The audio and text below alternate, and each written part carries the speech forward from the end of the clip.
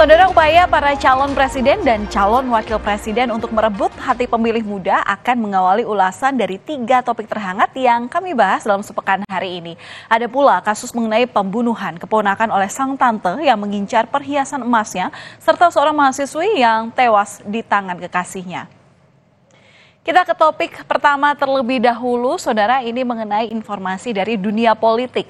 Cara-cara kampanye konvensional seperti lewat spanduk dan baliho memang masih digunakan. Namun, para calon presiden dan calon wakil presiden kini mencoba lebih kreatif. Pasalnya, pemilih muda lah yang harus mereka rebut hatinya atau lebih tepatnya suaranya.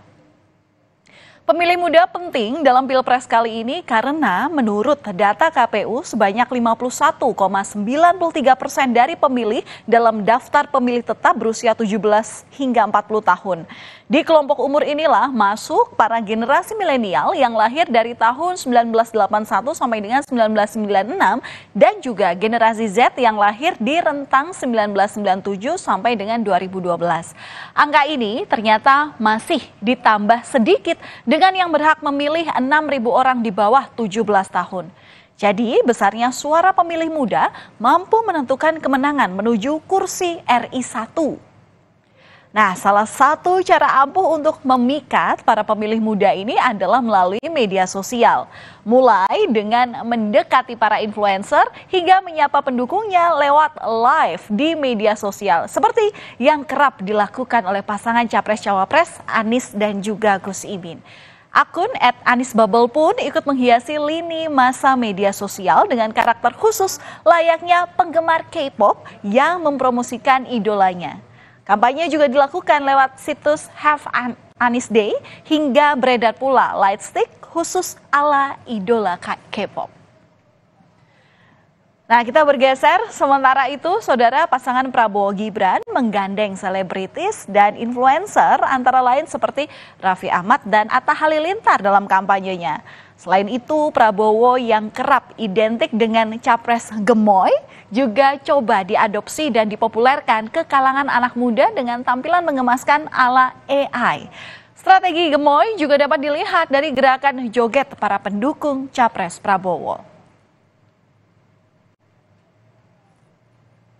Dan pasangan Ganjar Mahfud juga turut menggandeng influencer yang memiliki banyak pengikut di media sosial, seperti Tarik Halilintar dan Fuji. Di kalangan muda, Ganjar juga dijuluki sebagai ketua penguin. Para pendukung Ganjar lengkap dengan kostum penguin kerap mendampingi Ganjar dalam beraktivitas di berbagai kesempatan, bahkan sampai di area debat keempat Cawapres beberapa waktu lalu. Para capres dan cawapres juga merapat ke beberapa musisi untuk mencari simpati masa penggemarnya.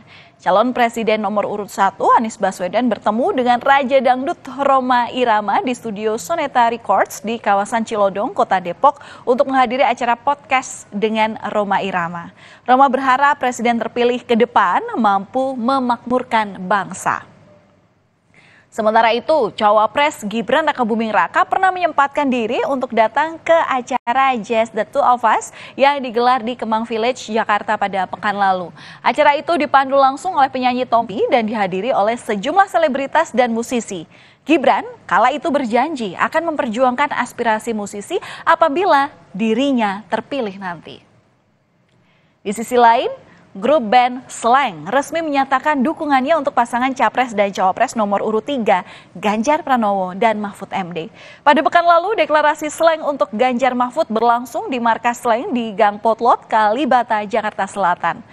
Di sini, Slank mendukung Ganjar Mahfud karena ingin meneruskan cita-cita reformasi dan menjaga demokrasi. Kita beralih ke topik selanjutnya, saudara. Seorang bocah di Bolang Mongondo menjadi korban pembunuhan secara keji. Ia ditemukan tewas dengan kondisi mengenaskan di area perkebunan yang tak jauh dari rumahnya. Sebelum ditemukan tewas, korban ini sempat dilaporkan hilang oleh keluarganya.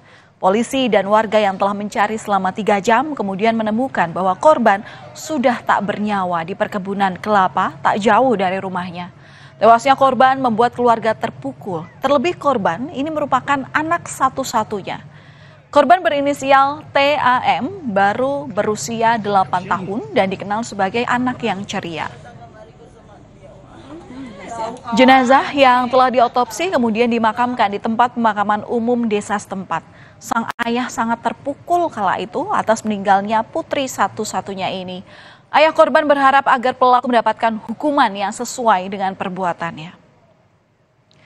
Saat menelusuri pelaku pembunuhan korban, salah satu tante korban bernama Arnita Mamonto alias Aning sempat ditanyai. Lantaran ia mengaku sempat melihat korban sebelum kematiannya. Namun penjelasannya terlihat berbelit-belit hingga akhirnya terbongkar bahwa sang tante inilah pelaku pembunuhan. Kesaksian juga muncul dari toko emas yang menerima emas curian dari pelaku sekaligus mengungkap bahwa pembunuhan ini sudah direncanakan oleh pelaku. Pelaku yang mengincar perhiasan emas korban sengaja mengajaknya ke tempat yang sepi sambil membawa pisau. Perhiasan yang diambil pelaku lalu dijual dengan harga sebesar Rp3.670.000. Dan kita beralih ke topik yang terakhir, Saudara. Malang benar nasib KRA, seorang mahasiswi yang terpaksa meregang nyawa akibat ulah kekasihnya yang awalnya dikenal dari media sosial. Gadis berusia 20 tahun itu meninggal dunia setelah mengalami tindak kekerasan seksual di rumah kontrakan pelaku yang ada di kawasan Sukmajaya, Depok, Jawa Barat. Korban berinisial KRA ditemukan di tempat kejadian perkara pada hari Kamis 18 Januari 2024 di Sukmajaya, Depok, Jawa Barat oleh ibu pelaku. Menurut pemilik kontrakan yang tinggal di samping rumah pelaku, ibu pelaku ini mendapatkan info keberadaan korban dari pelaku sendiri yang saat itu kabur. Sebelum kejadian pada hari itu terungkap bahwa pemilik kontrakan sempat mendengar adanya suara tangisan dari rumah pelaku.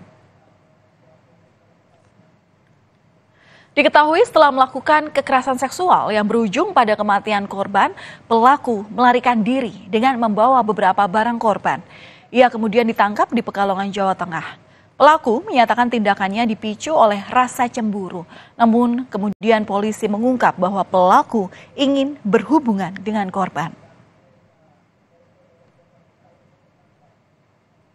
Dan pemirsa, ternyata tersangka pemerkosaan dan pembunuhan mahasiswi di Depok, Jawa Barat ini juga dilaporkan untuk kasus dugaan pemerkosaan atas 2 perempuan lainnya, yakni pada tanggal 3 Januari 2024 dengan korbannya yang saat pemerkosaan terjadi merupakan anak di bawah umur hingga hamil, serta laporan dengan korban lainnya pada tanggal 4 Januari 2024. Atas kedua laporan ini, Argian sebenarnya telah masuk dalam daftar pencarian orang atau DPO sejak Januari 2024. Tetapi justru kembali melakukan kejahatan serupa 2 pekan kemudian, yakni tanggal 18 Januari 2024.